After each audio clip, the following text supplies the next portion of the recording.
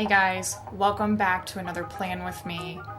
I don't know if you can tell, but I'm very excited about fall. I've gotten pretty much everything that reminds me of fall and incorporated it into this whole setup. And yes, I do live in Hong Kong, which means that we don't really get fall weather. But I decided I wanted to embody the spirit of autumn in this month's bullet journal setup, and so that's what you're going to see throughout my spreads. I set up everything pretty classically for the cover page, very similar to what Journalspiration does with a mini calendar.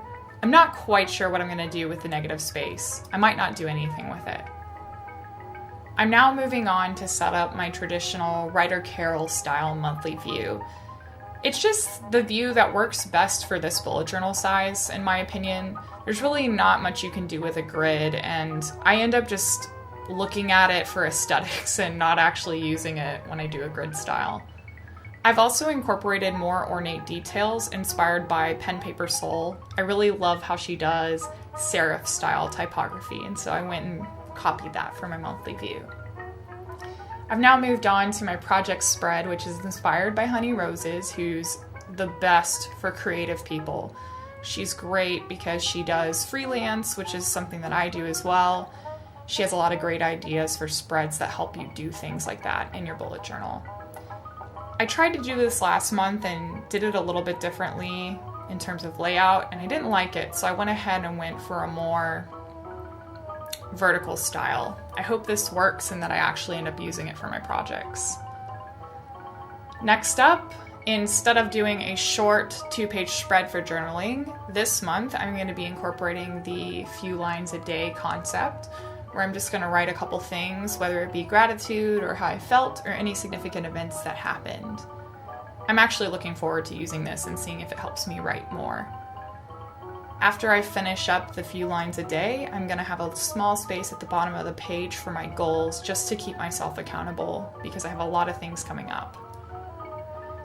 And just like I did last month, I'm going to have a highlights page where I get to write about all the cool things that happened that month.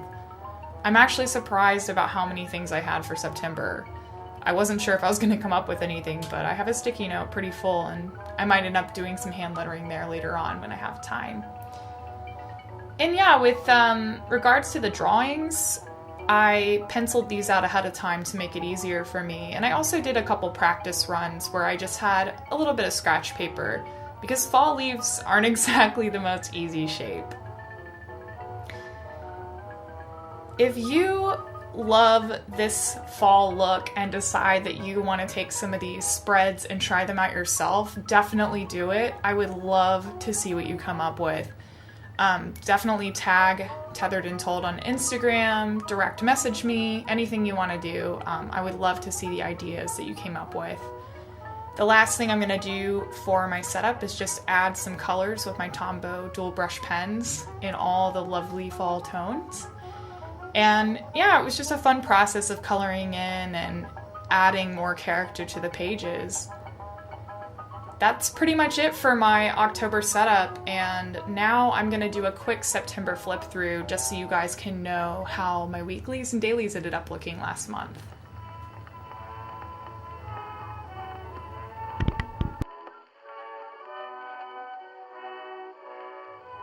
On to September.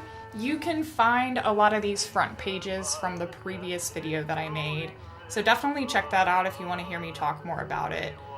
I will mention that this is the project spread that I had kind of thought I was going to use but ended up not using, so we'll see if this new layout has any improvements. I'm not sure. We'll have to see. And other than that, yeah, there's the journaling pages that, again, I ended up having to revamp in October. And the only other highlight I wanted to bring up is that I tried habit tracking on a weekly basis instead of a monthly basis, and I'm going to tell you, for me, that was a game changer. I ended up tracking my habits way more than I normally do.